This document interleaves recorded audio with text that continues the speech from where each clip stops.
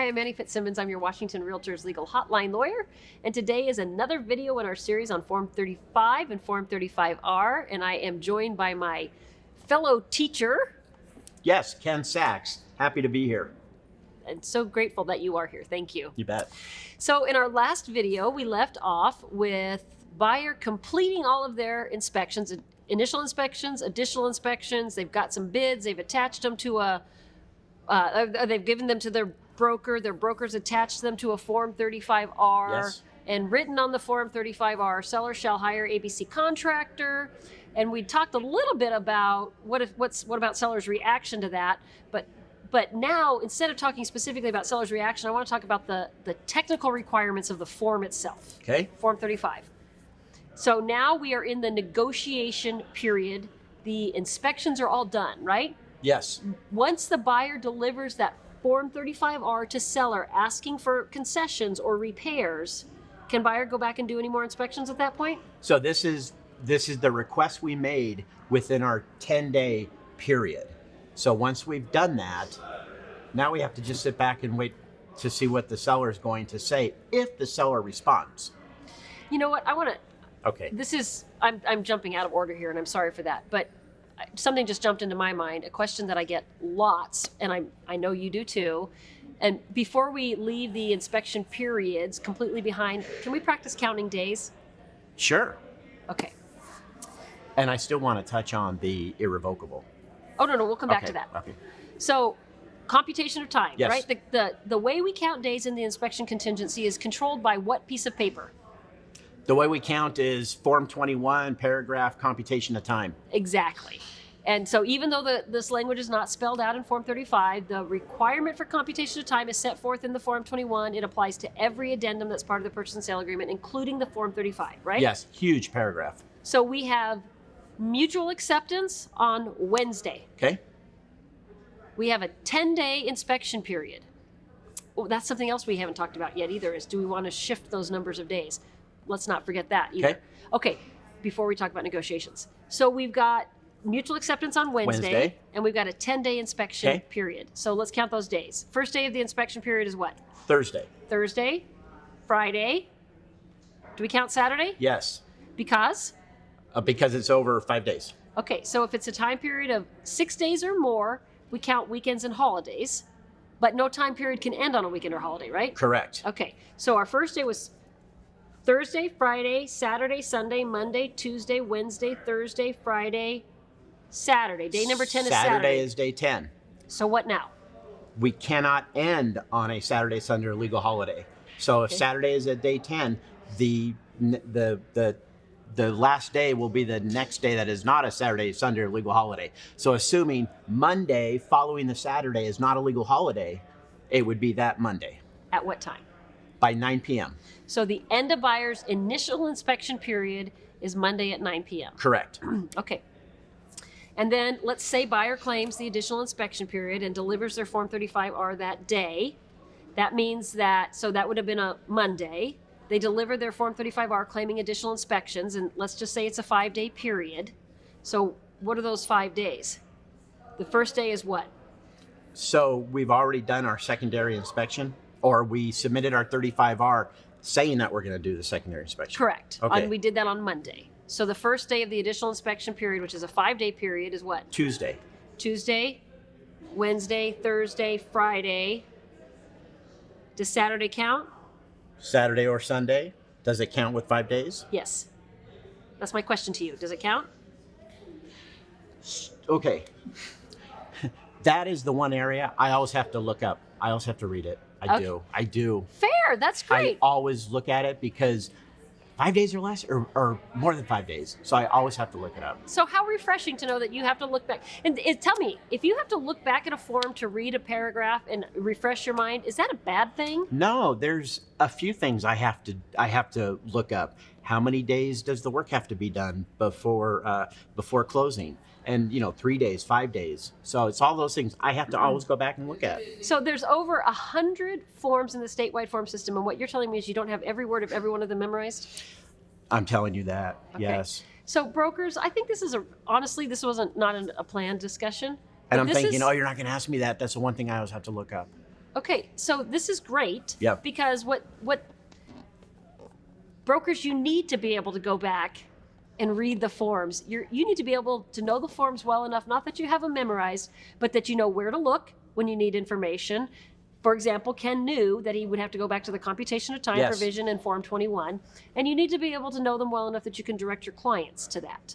So I'm going to tell you that when you went back and you read the computation of time provision, you would know that in a 5-day time period, 5 days or less, you don't count weekends or holidays. They don't count because you're counting business days only. So in our counting right here, we had day number 1 was Tuesday, Wednesday, Thursday, Friday. Now we need day number 5, and we're Monday. up against Saturday. So does Saturday count? No. Nope. Sunday doesn't count. Monday, as long as it's not a holiday, is our 5th That'd be our day. 5th day. At what time? 9 p.m. 9 p.m. So that's the end now of our additional inspections period also. So here, remember back in our last video, we talked about it's not an industry norm for buyers to be Yes. bringing contractors out to sellers' home to give bids so that buyer brokers can then attach the bid to buyer's Form 35R asking for concessions. Remember that discussion? Yes. Okay. It's something new in our industry, although it's very important shift, and we, as an industry, we've got to get there because the way it's been, buyer brokers are not drafting competent Forms 35R, right? Absolutely. Okay. So we need to make that shift. But because of that, let me ask you this. Does it make sense to keep 10 days in the initial inspection period and 5 days in the additional inspection period when it turns out that the additional inspection period is where you may have to do the most heavy lifting, bringing contractors into sellers' home to give bids? To me, it doesn't make sense. I do not use 5 days in my own transactions. I extend that period, and I explain that to the listing agent as well. Okay. You're in Spokane, Yes. and I have reason to believe, because I've heard your inspectors make their pitches at educational events, that there are a lot of inspectors and you can get inspections done within a reasonable 3 or 4 days after mutual acceptance. Is that right? Yeah, that's pretty accurate. But we're talking about the secondary inspection. We're talking about an electrician Right. or an HVAC tech. Right. I'm not there yet. Okay. So if you can get your initial inspection done, and every marketplace is going to be different. I've also talked to brokers in different parts of the town of the state where they say, we're lucky to get our inspectors. We have so few inspectors in our community that we're lucky to get them in within 10 days. So you're going to have to judge this answer in your own marketplace. But if you can get your home inspection completed in more like 3 or 4 or 5 days, my suggestion would be that you shave some time off of that initial inspection period, provide yourself enough time, your buyer enough time to get their initial inspection done, but then create additional space, additional time in that additional inspections period. So extend it from 5 to maybe 8 or 9 or something like that. Now, the problem, it's a double-edged sword here, because as long as you only got 5 days, it's business days only. If you were to only make it 6 days, for example, you might be shooting yourself in the foot. Right. Because now all of a sudden calendar days count in your calculation. So this is a moving target on this, but I just want brokers to know that you might need to think big picture and decide at the time of mutual acceptance, based on my marketplace and what my buyer's goals are going to be, is it more realistic to have less than 10 days in the initial inspection period and more days in the additional inspection period? And if so, make that adjustment. Yes, and I had this done to me once. I was the listing agent where the buyer broker had already scheduled the inspection when he gave me the offer. And so I have since done that with some of my buyers. And to me, I think that's huge because that was impactful to me as a listing agent. So I kind of stole that strategy, and I've done that with listing agents. Hey, and we have the inspection scheduled for Friday, just so you know. Right. And it's impactful for your negotiations, and it also gets you onto an inspector's calendar, right? Because you can Yes. always cancel if you need to that inspection appointment. Is that right? If you don't reach mutual acceptance. Sure. Okay. But it gets you on their calendar, and it helps you to be able to then negotiate a more reliable number of days in that initial inspection period. Okay, I like that. Sorry we had to go back for that, but that was a good pickup. Good. So now we're back to negotiations. Okay. Okay. So buyer broker submits the 35R, bid attached, asks seller to hire this contractor. Seller has how many days to respond? Seller's time period using the default is 3 days. Okay.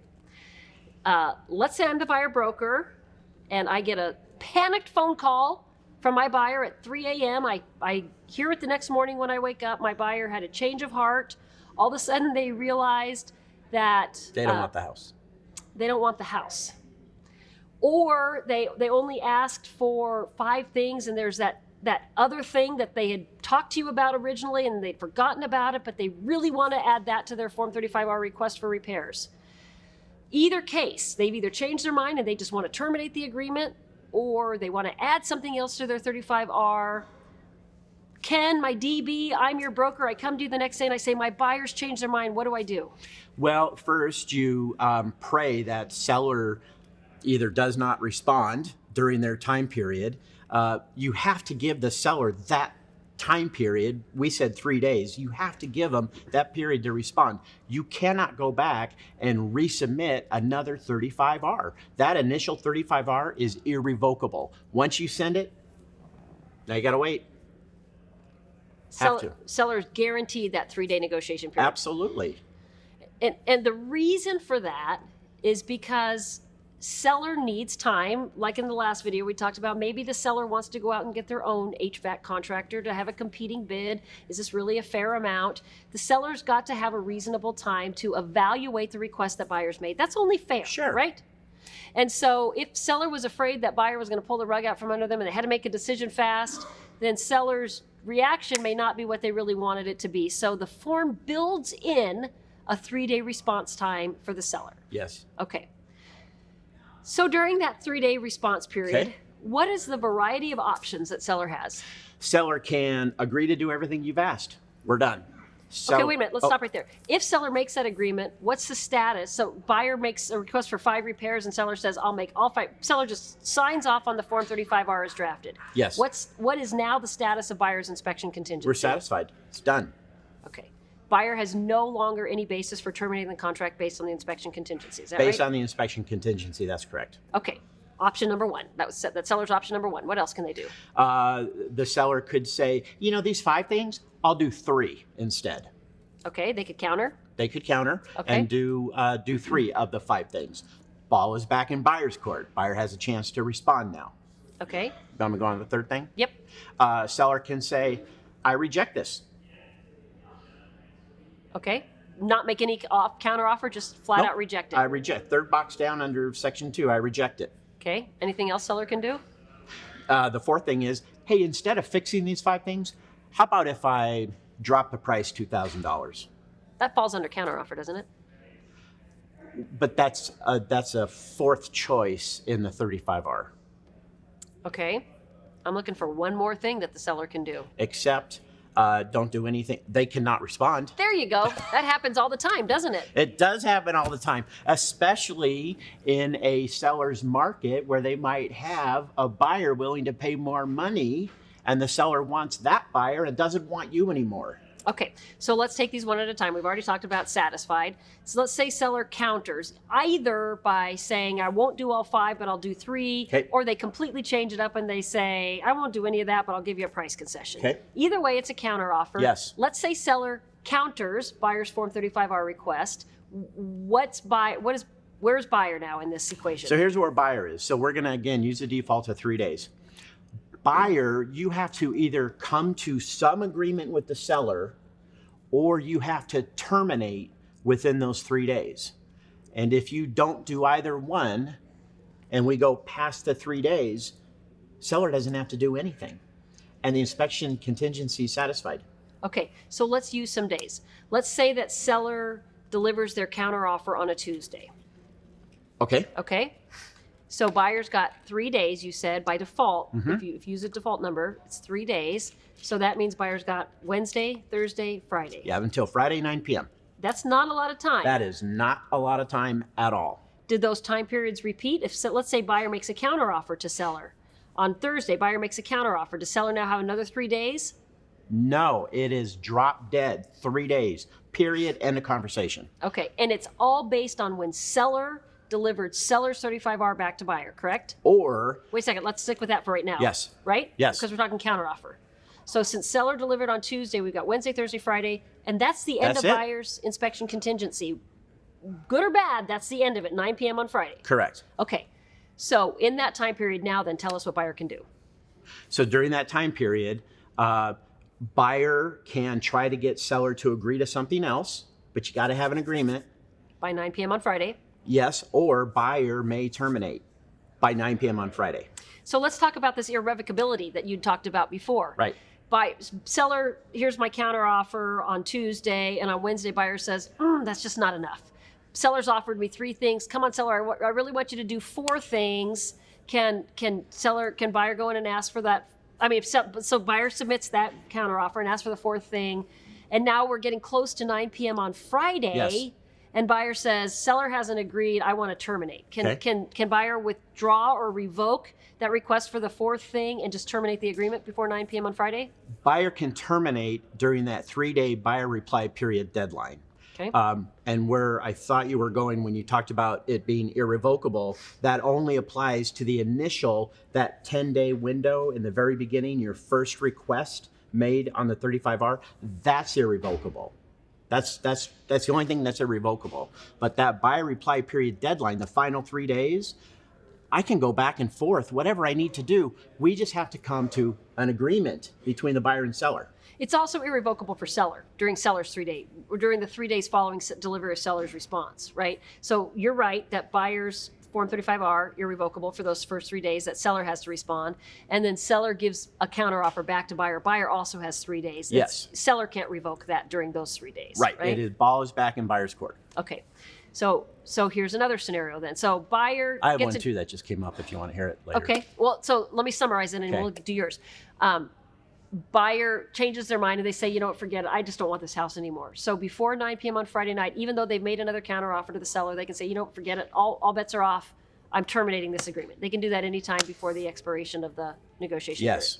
Okay. What were you going to say? This happens too, is where seller will say, buyer says 5 things, seller says, I'll do 3. Now we're in the 3-day reply period deadline. And buyer is trying to get that 4th thing agreed to by the seller. Seller's not saying anything. Can buyer go back and say, okay, fine, I'll accept what you offered. Shoot, Annie, I lost my thought. No, you're right. You're right on track. Seller had offered 3 things. Buyer says, I want 4 things. And so here's the question, brokers, and here's the negotiation strategy that you really need to think through in your own mind. Because where Ken is going with this, and you're absolutely right. Once buyer makes a counter offer, so seller counters buyer's original Form 35R request. Buyer had originally asked for 5 things. Seller counters and says, no, I'll do 3. Now buyer says, come on, seller, I'm going to counter one more time. I'm going to ask you to do 4 things. And then as we're approaching that 9 p.m. deadline on Friday, buyer says, they're not playing ball with me on 4 things. I just want to accept their offer for 3. And so can I go back now and accept their offer for 3? And the point I was trying to make is a counter is a rejection. And so whatever you've countered with, what you're countering, that's off the table. I am not. So when buyer, no, you're absolutely right. When buyer submits that counter offer to seller's counter offer, buyer's counter offer is a rejection of seller's counter offer, and seller's counter offer is off the table. It's void. It has no longer any authority whatsoever. So there's no way that buyer can go back and accept that counter offer from seller that buyer countered and through the counter rejected. The only way that could happen is if seller again agreed to do it. That's exactly right. Then we could do that. So buyer brokers, here's what I want you to take from this discussion. If buyer said 2 things, actually. If buyer says to you, 3 things isn't enough, I really need that 4th thing. First question is to buyer.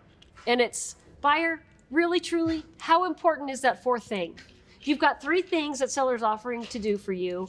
How important is that 4th thing so important that you would rather not buy the house than have this done? And if the answer to the question is, yeah, if I can't get this done, I don't want to buy the house, then great. Ask for that 4th thing, because that might be where you find yourself. But if the buyer says, well, no, I still want the house, but it would be really nice if seller would do this for me, then buyer broker have a good heart-to-heart with buyer and say, well, then you might not get it. But here's what I'm going to suggest, buyer. Instead of writing a counteroffer, because technically that would be a rejection of seller's counteroffer, and you're going to be in a place where you might have to not buy the house or not get any concessions at all. Buyer, let's do this. I'm going to pick up the phone. I'm going to call listing broker. Sure. and I'm going to have a conversation with the listing broker. Listing broker, any chance your seller would agree to do this fourth thing? And then you have a conversation with the listing broker. And that's not 100% reliable because heaven knows, seller could say on the phone to their listing broker, and listing broker could repeat to you, yes, sure, that's fine. And then you put that in a counteroffer form, and then all of a sudden seller gets a better offer, and then all bets are off, and seller says, nope, I'm not going to do it. So it's not fail-safe, but it might be better than shooting out a counteroffer. Yeah, you're greasing the skids a little bit. Yeah. So that's really where the rubber meets the road on this one is buyer, once you counter seller's offer, you have no ability to go back and force seller to do those first 3 items or whatever seller had made in there. So buyer brokers, make sure your buyer understands the risk in countering seller's Form 35R response to the buyer's initial request, right? Yeah, have the conversation with your buyer. Too often, it seems like we're just order takers, and we shouldn't be order takers. Have the conversation. Maybe you lost out on 2 other homes in multiple offer situations, and you finally had this 3rd house, and buyer is now at a point where they may lose the house over this 4th thing. Right. Have the conversation. Be a consultant. Right. And these time periods don't repeat, right? They do not repeat. Okay. All right. I think we only have one thing left to cover on the Form 35. Okay. And that is the very last box. I was just thinking that. Okay. Is there anything else we need to cover before we get to that? Let's see. Section 1, Section 2, Section 3, a lot of common mistakes. Nothing's jumping out at me. Oh, yeah, I know. Okay, we're going to take a break here, and we're going to come back for one more video. Okay. Because I want to talk about the boilerplate language, the time period that seller has to perform, whether or not buyer's going to have a follow-up inspection, those kind of things. So let's break right here. Okay. We'll come back and we'll finish this video series with video number 4.